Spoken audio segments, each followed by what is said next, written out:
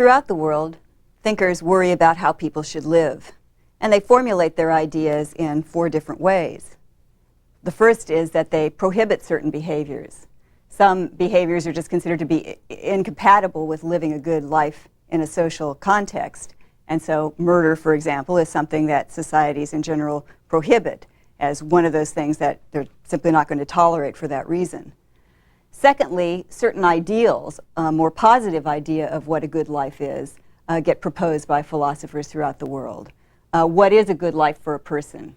Is the basic formula the same for everybody, or does it depend on your station in life? Along with this, a third component is discussion of certain virtues. What kind of traits tend to make for a better life? What kind of traits tend to make for a worse life? And again, are these something that you can say apply to everybody, or does it depend on the particular life a person has chosen?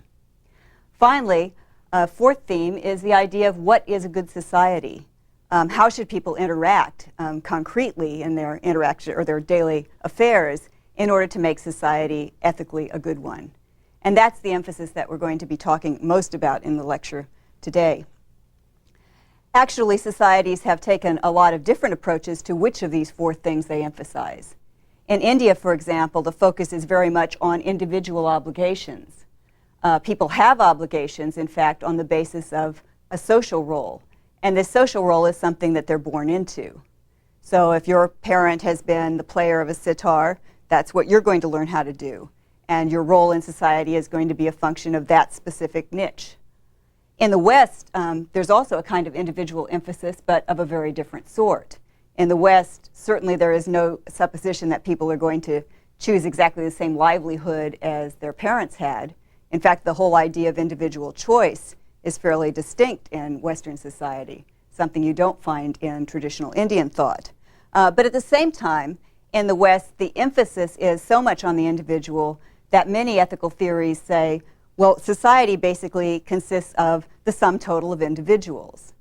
In utilitarianism, for example, when one tries to articulate what the greatest good for the greatest number is, basically what you do is consider all the individuals and add the good things that happen to individuals as a result of a certain plan and subtract the bad things that happen to individuals as a result of a certain plan and get some kind of conclusion or some kind of sense of whether this is going to be more pleasant or painful. In other words, it's the individuals that count, and if you want to figure out what's going on socially, you just add up what happens to all the individuals. In Latin America, there's much more of an emphasis on the structure of society, where the idea is that society is something more than just sum totals of individuals. How are individuals structurally related with each other? Now, I think it's not surprising that this would become such a prominent theme in Latin American thought. After all, with colonialism and the influx of lots of new ideas, often ideas imposed on the indigenous populations by force, of course there's a lot of social upheaval. So if philosophers are going to deal with the here and now, the real problems that people face, pretty obviously social organization was going to be among them. But pretty clearly, there was a lot of thought about social organization prior to the conquest as well. For example, the Inca Empire, which was quite massive, it extended for 2,500 miles and at one point had 12 million people involved in it, and all speaking different languages. There are at least 20 languages that were involved. This particular organization was an amazingly complex bureaucracy. And its basic idea was collectivism was the primary way to organize all these societies, however different they were. The basic principle was that when the Inca conquered a people, they allowed that people to retain their customs. They didn't attempt to replace them with their own. The only things that were required was that the new people must worship Inti, the sun god of the Inca. But they could also worship their own traditional gods as well. The other requirement was that they pay tribute. And tribute included food, labor, and also materials. Interestingly, this notion of tribute had to do with how much was actually produced.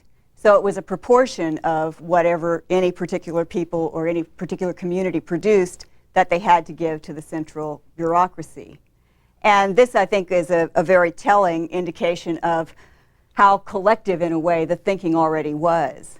There's a sense that if a community has a bad year and they didn't produce very much, it would be unjust to ask them to pay tribute to a greater extent or a greater proportionate extent than other communities. And this whole idea has been promoted by even some recent Latin American thinkers as an idea that Latin America really ought to get back to. But to sort of move back in time from contemporary discussion, many things about the situation after the conquest led to an emphasis on socio-political ideals. Now, obviously, just the fact that there was this collision of worldviews, a new worldview was being imposed from without, left people in a quandary about how to think about the way society is organized. But there were a lot of philosophical reasons, too, why social and political thought tended to get emphasized. First of all, there were a lot of missionaries coming into Latin America. And their agenda, obviously, was to convert people to Christianity. But they also had a certain notion of Europe as being an arena where there was a lot of corruption. Sinful society, the sinful world, tended to have some European models in their mind. And they often looked at the New World, as they thought of it, as literally that, a sort of tabula rasa, a blank tablet on which new things could be written, or more specifically, a new way of life could be formed. So in a sense, they kind of ignored the fact that there had been social practices in place before they got there, and they sort of viewed this as a paradisical world that they could shape as they would. And some of them had a lot of really strong ambitions about how to make this new world better than the old world. At the same time, the missionaries were very much affected by what was going on in Europe and the European church in particular. What was going on around the same time as the conquest in Meso and Latin America was the Counter-Reformation. The Catholic Church was responding to the Reformation by attempting to clean up its act in certain ways. If one motive for the Reformation had been certain corrupt practices in the church, one of the things the church was trying to do was make sure that there wasn't that kind of corruption that could be complained about. But more philosophically, the idea of strict adherence to Christian doctrine and using reason to sort it out so that it could be very clear who was teaching something that really was the teaching of the church and who was being heretical was a big part of the momentum in philosophical discussion in Europe, especially the European countries that were coming to the New World. So scholasticism, a philosophical approach that tries to use reason to spell out the details of Christian doctrine, was the first major school from Europe to come into Latin America. And actually this persisted for many, many generations. In fact, even in the 20th century, scholasticism still had a pretty prominent presence in Latin American thought. The idea of trying to sort out details of Christian doctrine. Now, this doesn't obviously seem to have much to do with the socio-political scene. And in fact, that's precisely the reason why it tends to motivate thought about the social and political situation. Because it seemed that scholasticism really was ignoring the whole situation in Latin America, was really just taking some debates that happened elsewhere and suddenly putting them in a new context and just not paying any attention to the fact that these debaters had, in a sense, crossed the ocean and were now dealing with people that had no history of exploring these ideas with them.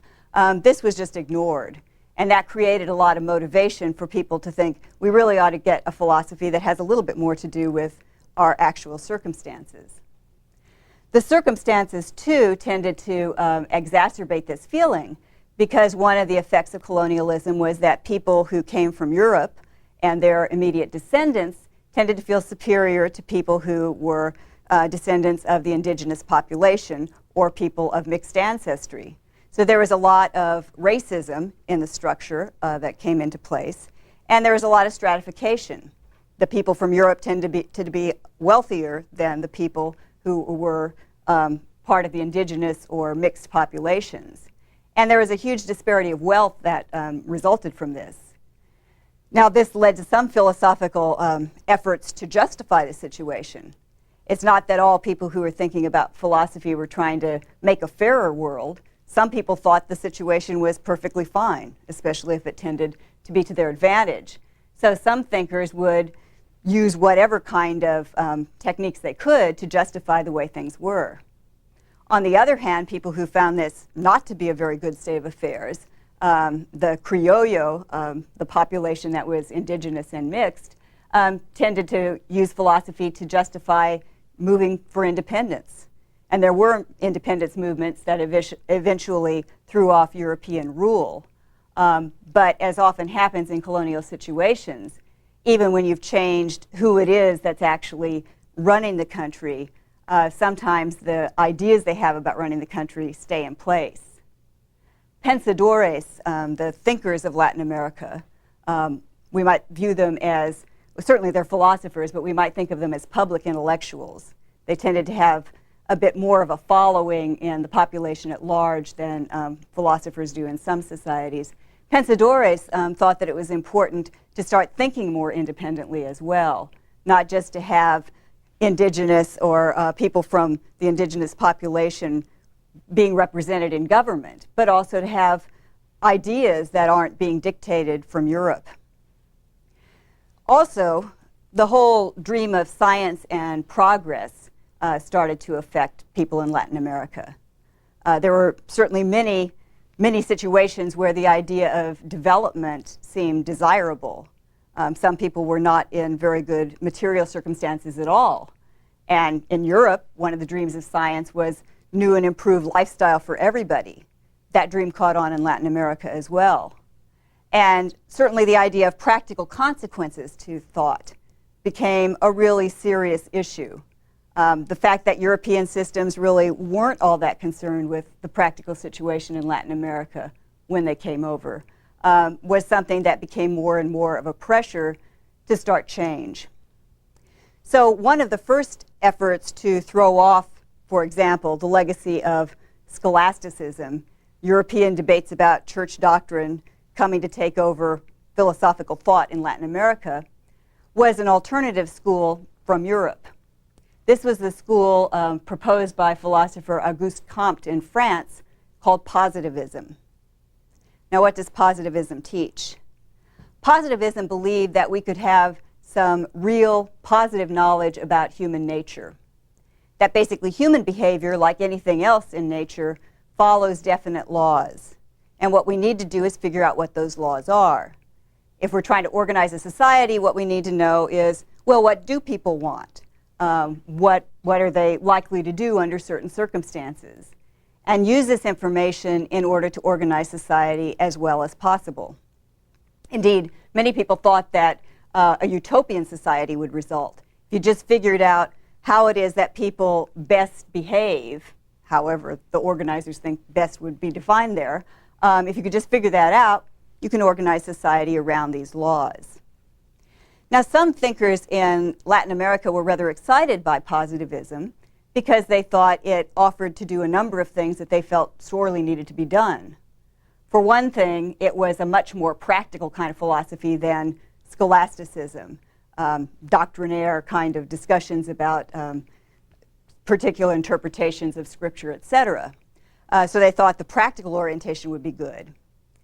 Also, it seemed geared to progress. The whole idea of positivism was you try to design a way of life that will enable people to progress. But at the same time, it encouraged the notion of a certain stability. If you really did find the right laws or understand the way human beings behave correctly, and you organize a government around it, that should be a really stable kind of government. It should be really dealing with people's needs and desires and so on. And in fact, positivism, because of this interest that some had, did become government policy in certain places in Latin and Mesoamerica. For example, Brazil utilized positivism in organizing its government, and there it actually served to promote certain kinds of changes and also the development of a more representative government than people had had in the past. However, it was not universally a progressive governmental kind of program that positivism led to. Mexico devoted itself to positivism, but what positivism became there was a justification of a very totalitarian law and order kind of regime. And this was one of the reasons why positivism fairly quickly, once it became a real policy in some places, developed a number of critics. The critics complained about a number of things. First of all, positivism is a very formal, abstract kind of notion. The idea might be that what we're trying to do is something really practical. But the idea of the positivists sort of doing sociological research to see how people do react to certain kind of things, try to come up with abstract laws that work in any kind of context. And not only do they come up with these laws that are supposed to apply regardless of the actual situation, but they tend to be very deterministic. In other words, they believe that people's decisions are going to follow a certain pattern and we can absolutely predict them. Now, many thinkers in Latin America thought that that was just going too far, that there may be some things about people's desires and patterns of behavior that we can say, but we can't say everything about them on that basis. Some also pointed out that positivism was really not a very good move if the aim was to get a more indigenous kind of philosophy going. I mean, basically to move from scholasticism to positivism was to substitute one European school of thought for another. And the fact that Comte was a racist who thought that Europeans were superior to the rest of the world didn't help in this regard either. And certainly the fact that positivism became associated with totalitarianism was viewed by many as a good reason to think we shouldn't adopt this kind of program either. Some of the particular arguments against the doctrines of positivism are also important and influential in 20th century Mexican and Latin American thought. For example, the idea that scientific laws can be made about human behavior. Well, some philosophers point out this doesn't really allow a lot of room for understanding moral decision. They point out, along with Kant, that moral decision implies some degree of freedom. But if your agenda is to say, well, we can figure out all the laws that apply to human behavior, it seems that something has been left out there, namely moral decision. Moreover, people do things that are creative. If positivism were really true, it's not obvious how that could happen. It seems that if there are laws that govern how people behave in all situations, where do new ideas come from? What generates that? So it seems to some thinkers that positivism just can't explain everything, and indeed some of the most important things about human life. Positivism was also criticized on the grounds that it's too individualistic. What positivism does, actually I should mention that Comte was in a sense the founder of the discipline known as sociology, trying to find out certain data about the way people have made decisions in certain contexts and generalize from there. But all these experiments ask people about individual decisions that they make. And the idea is, well, you put all of this information together and you come up with a profile of the society as a whole. But the focus is very much on what individuals want and how they go about getting it. Antonio Caso, a Mexican philosopher, suggests that if that's the way you organize a society, just around what individuals want and how they get it, you end up constructing a society around the idea of very lazy people. Why lazy? Well, because if all you're concerned with is getting what you want, you'd prefer that that be easier rather than more difficult. So what people become geared to is the idea of getting everything that they want as easily as they possibly can. If other people can do it for them, fine. If machines will do it for them, fine. But there's not a lot of sense of individual initiative or activity or creativity. Moreover, the consumer mentality that today one hears a lot of complaints about in the United States is encouraged by positivism. Again, because the idea is individuals want things, we try to figure out what's the best plan to get them what they want, and there we are. In this respect, spiritual ideas tend to be sort of either unappreciated or underdeveloped. And also the notion of individual goals and individual desires tends to encourage a really isolated kind of a way of thinking of yourself. So instead of thinking collectively, something that many thinkers think was really one of the virtues of traditional thought in Latin and Mesoamerica. People are encouraged to think as isolated individuals in a way that's really kind of fiercely competitive. I want this, and I'm going to go do whatever I need to in order to get it as quickly and easily as possible. And it doesn't really allow for a lot of appreciation of other people's goals as well. Caso, interestingly enough, tries to challenge this head on. As opposed to the greed is good philosophy that you sometimes heard espoused in the 1980s in the United States, something he thinks that positivism leads to, his claim was that the best existence was a life of charity. Why? Because if you're greedy, you become increasingly bound by your goals. Your goals start to dictate everything. He may not believe that positivism is correct in saying that people have agendas of a sort that's predictable. But if you start buying into that idea, pretty soon you are just wanting whatever the advertisers say you should want. And you start getting bound up by all these agendas that have been dictated to you from outside. On the other hand, if you do something out of charity, you're acting quite freely. You haven't been pushed into it by anybody or anything. So he emphasizes charity as yielding the best existence. It's a very polemical point. It's an argument very strongly against certain views about what makes for a good life. Positivism was also criticized for not being spiritual enough, and that was one of Caso's points. Jose Vasconcelos, a Mexican philosopher, criticized it on these grounds too, and his suggestion focused more on art and the aesthetic dimension of life. The aesthetic dimension having to do with those things that are values to us simply because they seem to be desirable, things that we can appreciate as human beings, but not necessarily things you can put a price value on. Vasconcelos thought that art helps us to recognize the real importance of emotion in our lives. And this was something that the positivists left out, except for talking about emotions like greed.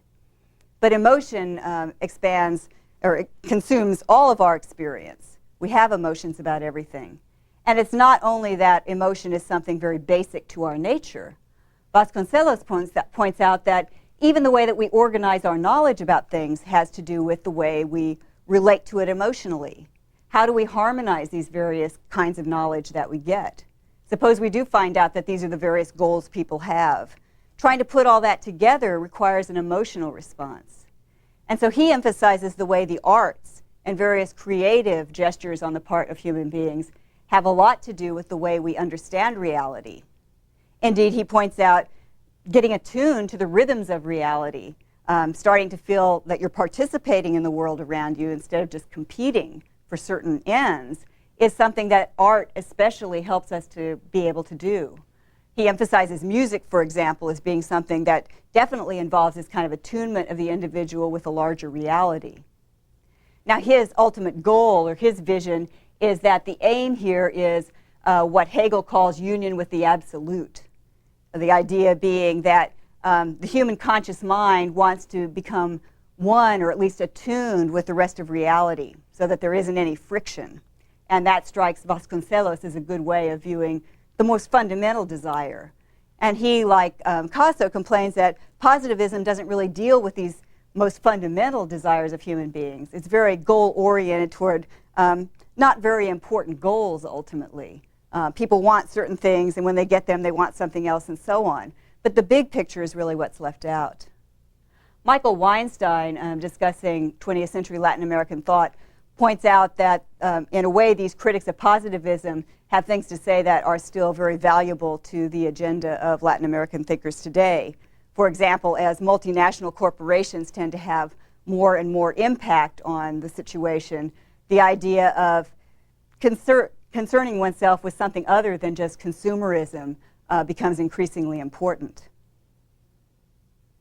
As opposed to positivism, or these various alternatives to positivism, other imports from Europe have had an impact on Latin American thought as well. Emphasis on social justice has sometimes taken a Marxist slant. Now, this is a very complicated story too, because once again, Karl Marx was a European writing about the situation in Europe and so on. But the aim of Marxism, the idea of a classless society, a society where social classes are not poised against each other, certainly struck many in Latin America and Mesoamerica as a very important goal. The problem was how to see the situation in Latin and Mesoamerica as being comparable to anything that Marx describes. The movement that developed from Marxist thought, the international communist movement, for a while struck some thinkers as perhaps useful in Latin and Mesoamerica. But the focus was very much international. And the idea seemed to be, here's this great system that we can apply all over the world with the same aim, namely to get rid of social classes. But the whole program tended to ignore anything that was very specific about one's own location. And in particular, because it started in Europe, the focus tended to be much more the kind of problems that Europeans faced than the kinds of problems that people faced in Latin America. So for the most part, even though for a brief while some Latin American thinkers took on Marxism, a hook, line, and sinker, most of the time Marxism has been influential either by providing some categories to discuss the situation in, for example, talking in terms of class conflict. That was an innovation, certainly in the way that Marx does it, and some Latin American thinkers think, well, that's a good way of focusing on what one of our problems is, but let's figure out our own solutions to it. Jose Carlos Mariátegui from Peru suggested that, in a way, that goal was ideal, but instead of looking to Marx's particular discussion of how a change would come about, let's look back to the Inca. He thought the best thing to do would be to restore the Inca system, maybe not call it tribute, but restore the system of having each component of one system contribute what it could, a proportion on the basis of what it produced at any given time, and to also distribute goods and services throughout the system. He thought that it was most likely that the Indians, the descendants of the Incas, would be the ones to really create a revolution like Marx's notion of a revolution in Peru. And this, again, would be something quite different from the way Marx described things. Marx's view was that this revolution would come about in cities or places where a factory had basically taken over the lives of most people and made a few people wealthy. Mariátegui and others point out, well, in Latin America, that isn't always how it's worked. There are real disparities, but not caused by the Industrial Revolution necessarily. So something has to be modified. Similarly, in Cuba, Castro certainly adopted a Marxist program, but the revolution he called for wasn't an urban revolution. And some national liberation movements, for example, in Nicaragua, thought that some of the goals of Marxism were important and valuable to them. But once again, they tended to think that they had to take these categories on board, but then modify them to their own situation. So just the adoption of Marxism as an abstract theory, for the most part, didn't end up playing out or becoming a maintained position in Latin and Mesoamerican thought, just because it seemed that it assumed too many things that were built on European models that just weren't quite the way the situation was in their own communities. More recently, an approach to social justice in Latin and Mesoamerica has come from within the Catholic Church and kind of related movement philosophically somewhat outside it. This is liberation theology and liberation philosophy. Liberation theology is a movement within the Catholic Church to view the whole agenda of Christianity as always having been to serve the poor or to treat those who are marginalized with great respect. And that's something that people who are part of this movement think hasn't been done traditionally by the church in Latin America. So partly it's an approach to the way the church has conducted business in Latin America and suggestion that the church change the way it does things. Liberation philosophy attempts to do this outside the institution of the church, but talks again in terms of marginalization. Enrique Dussel, an Argentinian philosopher, points out, for example, that as a result of interactions between what he views as the northern hemisphere and the southern hemisphere, very often the northern hemisphere has enriched itself at the expense of the southern hemisphere, Africa and Latin America. And his suggestion is, in order to have a really just situation, it's important to get over the idea that the North's way of looking at the world is the correct one. The North may talk in terms of universality, he claims, but it really does that in an effort to bolster up its own social goals. So from his point of view, what philosophy ought to be doing in Latin America these days is trying to redress this situation, trying to make sure that those who are marginalized, indeed, in some cases, whole cultures being marginalized, start to have a voice in the way things go in the future. That, he thinks, is absolutely vital. I'll close with a quote from Dussel. The political liberation of the periphery seems to be the essential condition for the possibility of the restoration of the natural ecological equilibrium. If true liberation and affirmation of the cultural exteriority is undertaken, and not simply imitation of the economic process and destructive technology of the center, it would be the authentic humanization of nature, the development of culture in justice. Thank you.